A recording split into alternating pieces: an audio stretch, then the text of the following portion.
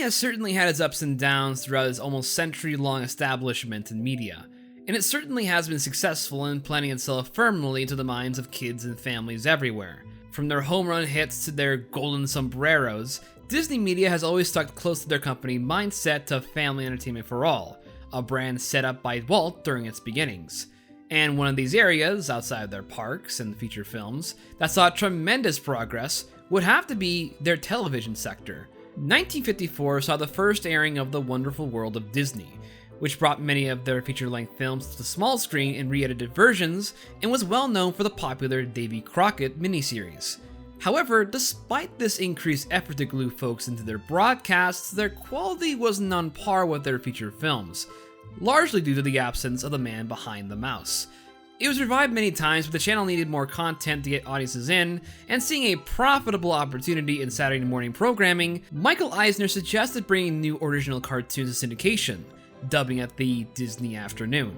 Many of these shows were mostly based on well-established characters from their own animation catalog, with newer shows coming in to compete with rival cable networks. Though, much like Eisner's time at Disney, it wouldn't be too long until they reached their Euro-Disney phase, and everything slowed to a crawl. But no matter what, the shows kept coming and they just kept coming, and soon enough ventured into new territory with live-action sitcoms that dominated the 2000s. You know the hit shows like Hannah Montana, Sweet Life of Zack and Cody, and Wizards of Waverly Place? These were exactly the Disney shows I remember permeating conversations in my classroom. But sadly, that wasn't so easy with animation, as most of them wouldn't hit the same strides, and would become even cheaper and cheaper to produce. Like, who the hell remembers the Emperor's New School cartoon? I did, and it looks exactly how it sounds. Luckily, after this awkward period was over, the division was given a reorganization, and now we are seeing some of the best shows coming out right now for Disney that are even going so far as hitting the top 100 lists of TV's greatest hits. And one of these shows featured a human, a witch, and their delectable Owl House.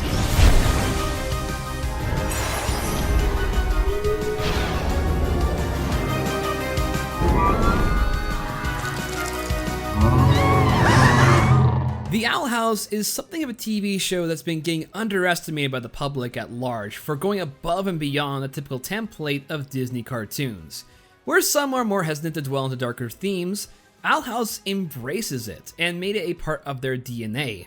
It's not the darkest show on television by any stretch, yet it's heavily skewed to a generation of folks who'd enjoy its characters and world, and it's a weird yet sincere exploration of being an outsider in society. It's a middle ground of wholesomeness and disturbing fantasy. But then again, why is it only getting the short end of the stick? 2 seasons and 3 specials are not a whole lot to work with, and it definitely wasn't planned out that way. Well, as you watch this video surrounding my thoughts on this series, maybe you can figure out its mass appeal amongst its fans, and effectively figure out what Disney doesn't seem to like about this series. Now, with our thesis out of the way, let's begin the trial of this witch show.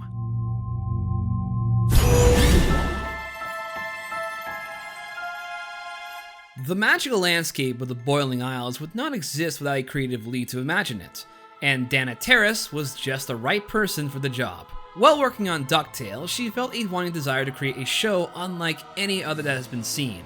The complication with Disney shows was that they were limited in how far they can take their animated stories. While there are plenty of shows that can dip into darker territory, they would unfortunately come with caveats. And because of Disney, there was a 50-50 chance it would get rejected. But against all odds, Disney agreed to the pitch that Dana gave, and thus the magical adventure began. It was very straightforward. I worked on Gravity Falls and DuckTales, and those were 2 very different, though very good experiences. When I had this idea for a show, I realized, oh, it might be a little edgy for Disney. They might not be interested in something like this. So I basically came into them with the concept. Girl goes to the demon realm and learns to become a witch, take it or leave it. And fortunately, they took it, and they allowed me to explore a lot of things. The newfound popularity of Disney programming is still running off the success of Gravity Falls, and many shows, including Owl House's sister show Amphibia, definitely lifted some of that same energy. Semi-episodic animated shows with absurdist humor and wacky scenarios with a hint of cynicism and black comedy. A world populated by amphibians wouldn't be its own without the possibility of death always looming over their heads. But to them, it's a Tuesday potluck. However, with Owl House, the setting is explicitly in the demon realm, which is a big step for Disney. Commonly, Disney would always portray mysticism or the occult as villainous or satanic, mostly giving these supernatural beliefs to the antagonists of their features. It is a main reason why many of their Disney villains get portrayed with lavishly dark backdrops and character designs, which makes them and even their musical numbers better than the protagonists.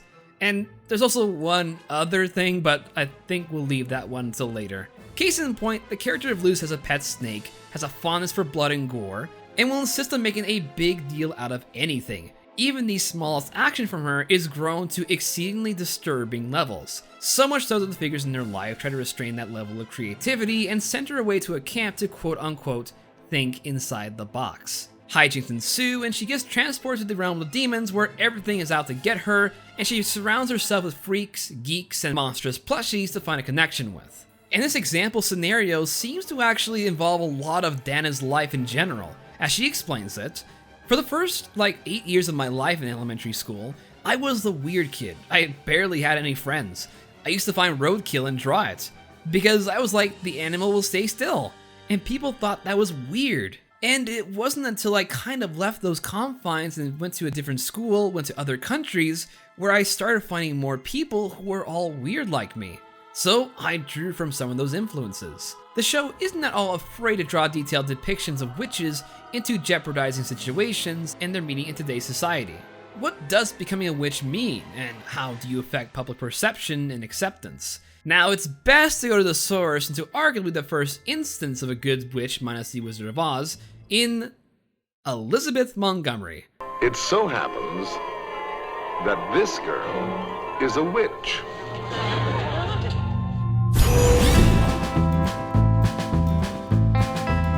It wouldn't be hard to say that media has a very interesting history when it comes to its interpretation of witchcraft and the occult. They can range from the dichotic good witch and evil witch in The Wizard of Oz, to the sensible, hardworking Samantha from Bewitched, to the villainous white witch from the Chronicles of Narnia, and finally, Scarlet Witch. The spectrum of witch figures in popular entertainment has bred so many of these characters through our fascination with magic and fiction. Their inclusion has also taken form in many themes surrounding them, such as the affinity to strike against societal norms and to embrace the differences in oneself. And when reflecting upon their origins, it's a pretty grim reminder of how communities can bring about mass hysteria over superstitious theories, especially against minorities, sexual orientation, disabilities, and of course, women. The Witch of Nightmares that feeds and lures harmful folks into the forest with their mystical dark arts was a common description of old-time witches. And many of the females put on trial during the infamous Salem witch trials consisted of widows and single ladies. All the single ladies, considered outsiders to the many villages as they went against tradition and were never seen connected to a man.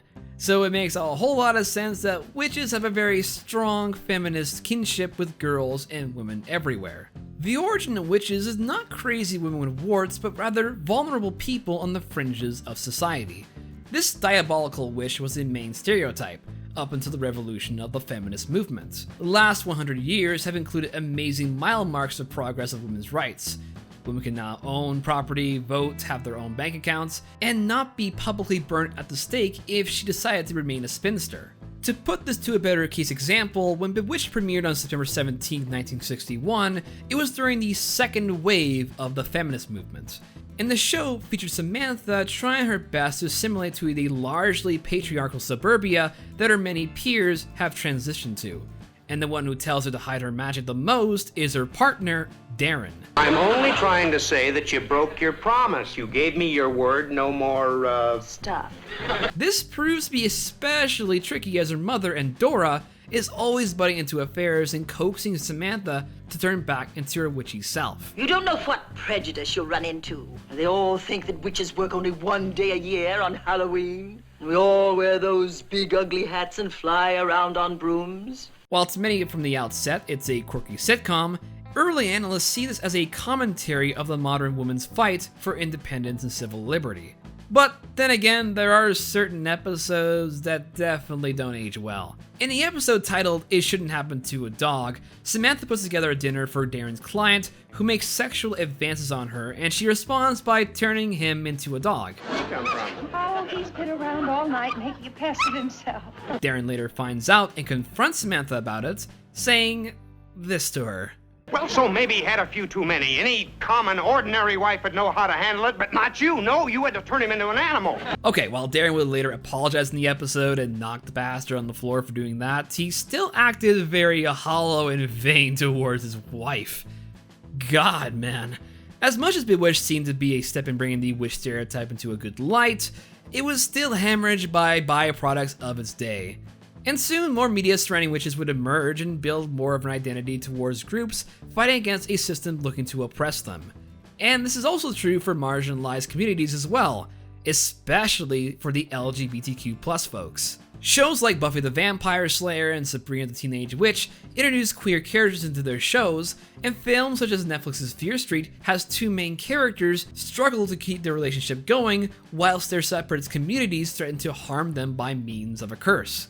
And we see this in children's media as well, from Scooby-Doo and the Witch's Curse, and the Studio Leica film Paranorman, exploring witchcraft and the effects it has on regular life, from glamorizing murder to straight-up denial of humanity. But Scooby-Doo also has an evil witch in it, which makes it even more complicated, considering it has the Hex Girls, and they were just freaking awesome. I'm a hex girl, and I'm gonna put a spell on you. I'm gonna put a spell on you. Though pop culture presents witches as evil most of the time, they often represent a queer person's dream life. But this representation generally comes not because the narrative seeks to tell a queer story, but because queer people can recognize their stories when they see them. From this, we can take away that there's no such thing as reading yourself into the narrative, but instead, that the narrative should reconsider what story it tells. It's worth celebrating the resonance that witch characters have to queer audiences, but essential to keep an eye on the intent of these stories. From the kind of bonds queer people seek to the ways they must engage in society to the freedoms they desire and values they hold, we can learn much from the queer appeal of the witch both inside witch narratives and out. This is why the Owl House is something interesting, as instead of the witches coming to us, we go to where witches keep to themselves. We explore their world through someone who can relate to the hardships of society that has seen significant changes. Order has rummaged throughout the land, and wild magic, which the Owl Lady Ida uses, is outlawed. The covens have their own rules to abide by, schools force students into rudimentary professions, and those who cannot follow the rules are taken for granted. It's a society that looks objectively different from our world, but is still structured to fit the confines of rigid discipline, and even then, it has a difficult time with that. The freedom of expression is deliberately suppressed to allow any form of protest, a very thing witches identify with and are praised for. This can be seen all the way in episode 1 with the aptly named Conformatorium, a prison complex meant to punish those that like to think, well, outside the box. So in both worlds, Luz is still treated like an outsider, but much like all freaks, they gotta stick together. And she does, although it would be against her mother's own discretion. She feels like this world is offering her more and wishes to stay in it, at least till the end of the summer. But what follows is a journey of self-realization, trauma, and some good old-fashioned witch school shenanigans. Without a transphobic writer this time.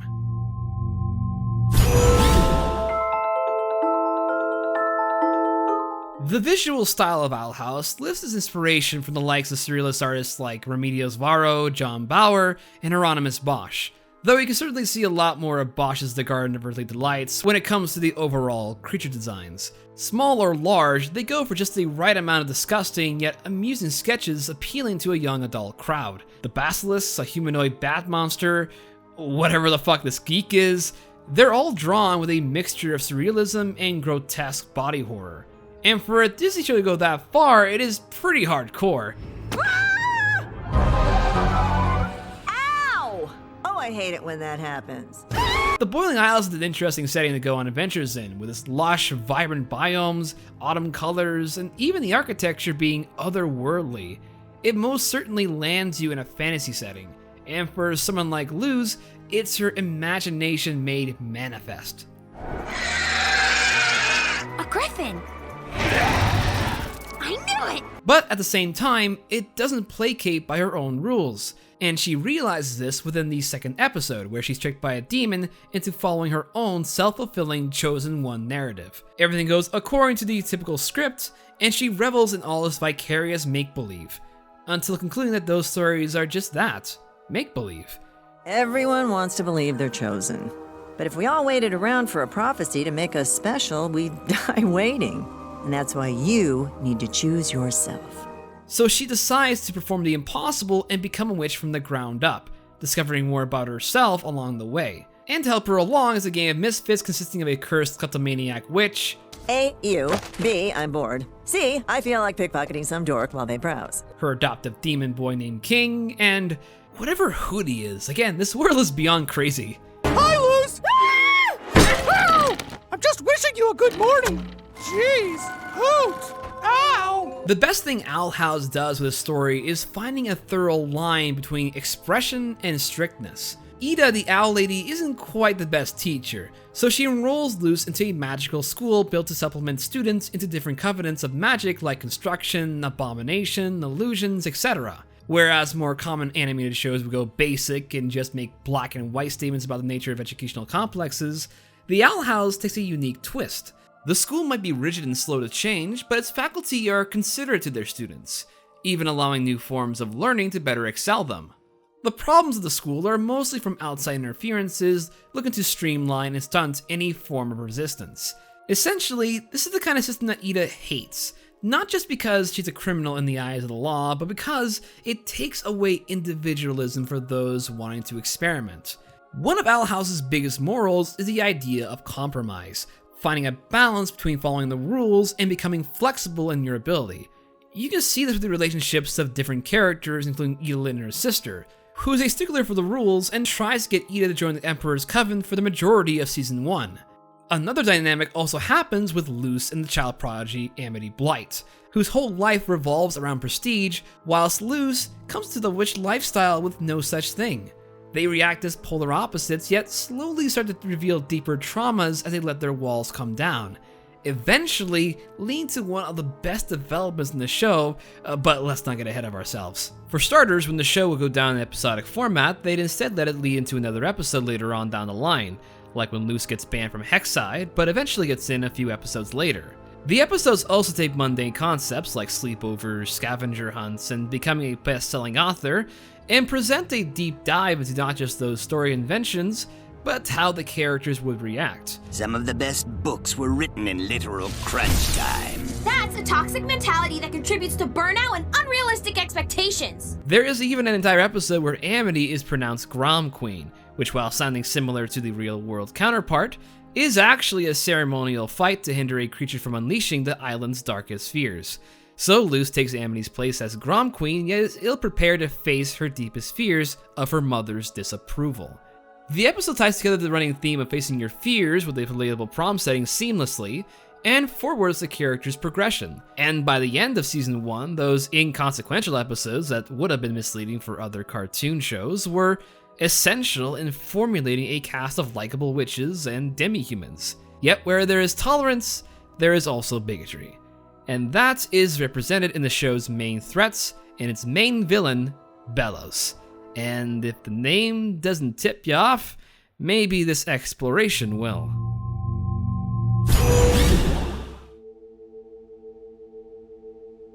The impact of Bellows' system of governance in a society of magic is the main driving force behind the character's overall adherence to order. From the conformatorium to a literal stoning ceremony, Bellows' regime to wipe out all wild magic from the Isles is one that has left scores of witches either conformed or worse, dead. The first season doesn't reveal too much of Bellows' hold in the demon realm, but his presence is always felt. And by the finale, he reveals himself to be more manipulative and cunning than the previous inconveniences Luz has run into. By Season 2, Bellows ramps up his plans and sends his right-hand man, the Golden Guard, to take necessary actions to secure the peace of the people, regardless of their freedom. And many would even conclude that he seemed to be more of a byproduct of a different way of thinking, jockeying him up to being a self-proclaimed speaker of God himself. Don't be so naive, Lilith. This is the Titan's will. All wild witches must be dealt with before the day of unity. You understand, don't you? And well, here's where I gotta put some spoilers now, so skip the timestamp right here if you don't want to get spoiled. Okay, the reason he thinks like a guy from the 17th century is that he is from the 17th century, an overzealous, bigoted prick who ventured into the Boiling Isles years ago to hunt witches in their own domain. Keeping himself alive through unnatural means, he has lied to the people, concocted a genocidal plan of action, alchemically manufactured his own familial relative into factory-produced clones, and made a pact with a supreme being known only as a collector. This guy is like the Lord Palpatine of the Owl House, always stirring the pot to incite developments, and genuinely invoking a lack of empathy and disdain for the imperfect. Other antagonists include the many comments swindling loose in her friends, a three-eyed girl in her posse, and a wee little picky packing extremely hazardous potions at the market. Even Ida's sister started out as an enemy to the main characters, and would be the incident that changed her older sister into what she is today. While not as malicious as the main big bad of the show, they are all not without flaws, and are just reminders to Luz that there is a complex society that predicates on gullibility to get what they want. The 8 Coven Masters, for example, are made up of the most powerful witches of their respective guilds, and while some have ulterior motives, others are willing to forego free expression for the brief stint in the spotlight. And that also includes Amity's mother, who desires this as much as she does being compassionate to her loved ones like Amity, her siblings, and even her life partner. And let's not forget a group of radicals bent on exterminating a certain race of demons that King comes from, and how it deeply shifts his attachment to his loved ones. All of these individuals have their own goals in life, yet when directly tied to a system set up by Belos, they go against what it means to be a witch, conforming to authority, abusing power, and upholding arbitrary ideals that have far outgrown their use. Belos is the monster produced by our own insecurities about the world. But what fascinates me about him is how he plays into the show's messages of prejudice and the effects of misinformation. Wild magic is considered dangerous, toxic, and borderline unhinged. Don't take the road less traveled, walk the same. Give in to your Orwellian dictator. Better for everyone if you just stayed on the straight path. Yeah, this show is gay as f***.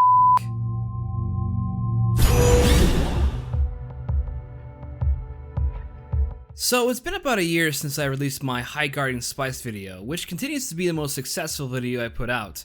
And to sum it up, there are significant sections of that video that I look back at with a bit of cringe, but that could just be me asking a lot out of material that I wanted to explore more about, but was crunched for time because of it. In focusing on one subject of the critique of the show, my thoughts still stand that Steven Universe, She-Ra, and especially Owl House were simply among the best TV shows for younger audiences to understand queer culture. And I would even add Craig of the Creek and Paranormal Park to that list as well. Shows that express and empathize with their LGBTQ+ content without compromising character growth nor identity. They can be the fun, quirky kids we love to see explore their emotional centers and desires, highlighting the truth that representation is instrumental to various points of view. What makes the Owl House so wonderful is not in how it treats the subject matter, but how the creators sprinkle it into the narrative play. Sure, Craig of the Creek and She-Ra have their tender moments with all the rainbow-colored hearts, but it only explores one side of it. The only other show to compare Owl House to would be definitely Steven Universe, but I'll leave my thoughts for some other time. I've been holding off Lumity for too long, and the community at large, especially the fan artists, just love this side of the show. It's also the reason why so many LGBTQ+ commentators in the social media profiles feel a personal connection to this particular Disney cartoon, more than the ones before it. Oh, you got him! What? No! No way! Can I just say thank you for fighting the fight? Thank you for pushing and for giving us content like this, and for giving kids in today's time content like this. Queer kids, straight kids, any kind of kids, just to see and normalize this. It felt to many of them like it was representing who they are as people. It's also no surprise that the most popular fanships like Lumity, Rada, and most recently Vesha take up most of the art and comic strips made by fans. Shipping is by and large heavily attributed to the gay community, even becoming subgenres like slash or femslash involving same-sex relationships. The themes of the Owl House coincide with the awkward transitions of many young adults into the exploration of their own sexuality and their attractions. Luce and Amity form a bond that grows from bittersweet resentment to optimistic curiosity and eventually into a romantic power couple. And where this relationship works compared to previous same-sex hookups is all within its presentation. Katja and Shira have good character arcs which lead to their hookup, but many can make an argument that the relationship seems to only be born from constant abuse and manipulation, which, while fictionalized, can be problematic. And that it all starts to pay off at the conclusion of the show instead of the halfway point in Owl House's case. Now, I would say the worst kinds of same-sex relationships actually come from several yuri/yaoi content, where it's often the result of physical abuse and manipulation, i.e. citrus. When it comes to Luce's relationship with Amity, it's treated more simple and is becoming of two kids growing from their experiences. What about you, Amity? Me? On a team with you? Running around in cute uniforms? Sweating? I gotta go! Amity was raised in a household that looks to be top of the class in every regard, and the parents look to their children to keep the tradition going, keeping up appearances and looking out for the family, even going as far as excommunicating folks from their circle if they ever prove to be insufficient. Amity does misuse his privilege and acts as a combative obstacle for Luce, but it's never to the point of malice, but more like envy. She wants the same kind of encouragement that Luce gets from her found family, and she eventually begins to better herself, whether it be mending broken friendships with people like Willow, to even cutting herself away from her mother's control. It corresponds with Luce's development of finding herself and her potential, being more true to what she wants to be, and how she wants to be a part of Amity's world. Okay, everything is so crazy right now, and I have no idea what my future holds, but it would be so cool if you were in it. So, do you want to go out with me? No, I was so ready. It's a relationship that overcomes the hurdles that even heteronormative parents seem to blunder at, and I do believe it comes down to the writing paying attention to its romance. Although it can sometimes overcompensate and leave the other side characters to the wayside like Gus or Willow. But they do have episodes that highlight their own dynamics of the main cast. And that's not to mention other relationships like Ida and Rain with their comforting interactions and humble beginnings. Owl House's love subplots don't gloss over problems in dealing with a romantic companionship. And without the benefit of hindsight, we can't know for sure if Lumity will come out together in the end. If it's disappointing in any way, I will spend every day of my life trashing it. But regardless, it highlights the Owl House's interest in breaking the boundaries that cartoon programming seems to always sidestep around. And that is a meaningful narration that evolves the story, lends a voice to the marginalized, and just looks adorable to boot. However, life's not fair, because this is where we get to the biggest heartbreak of the video. And I think you guys know what this is all about.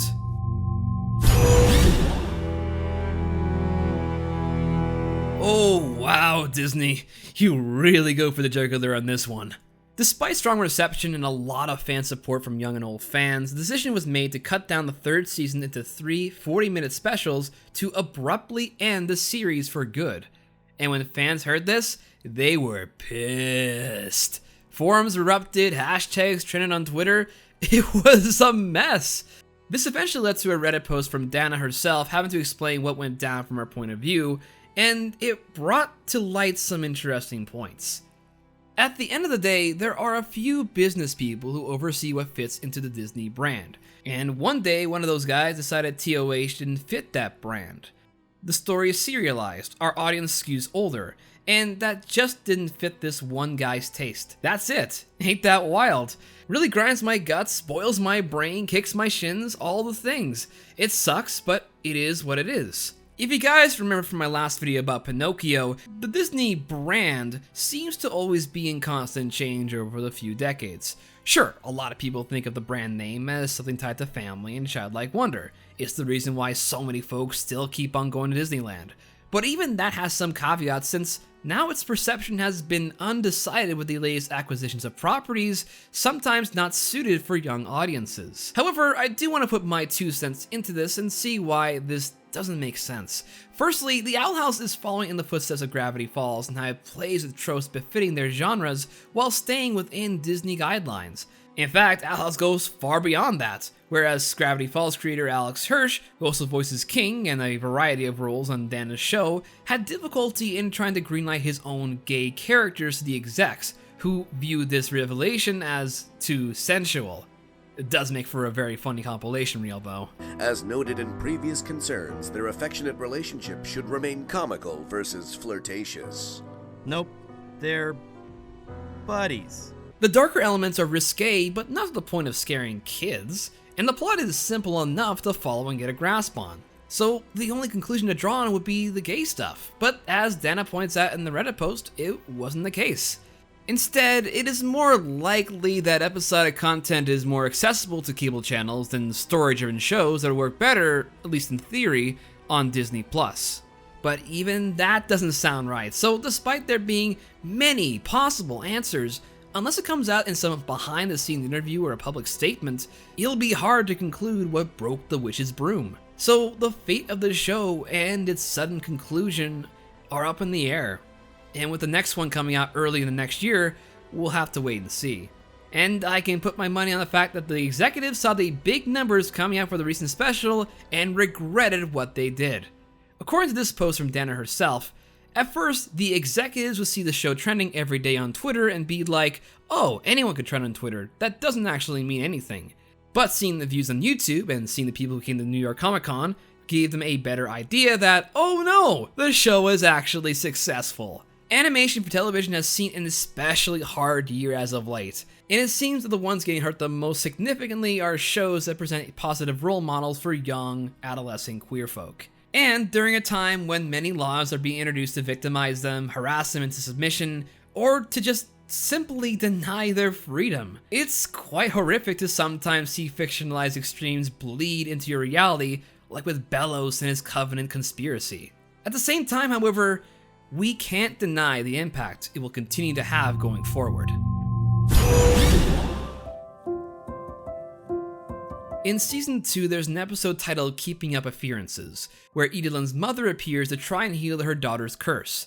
In that time, Eda has been drinking elixirs to control her transformations into the Owl Beast, which at times causes real harm to those she cares for. The mom decides to take away the elixirs from Eda based on an assumed theory that this will expel the curse, only to discover that was all a get-rich-quick scheme to exploit an exhausted mother. By the climax, Eda and her sister transform into their Owl Beast forms, and Gwendolyn gives in by giving them the elixirs to switch them back, all while accepting the curse for what they mean to them. I made you think your curse was something to be ashamed of. Whether we want it or not, it's a part of you, and I love every part of you. It's an episode that speaks a lot about acceptance, not just for people hiding who they are from their parental guardians, but to a greater hidden subtext of accepting disabilities on the neurological front.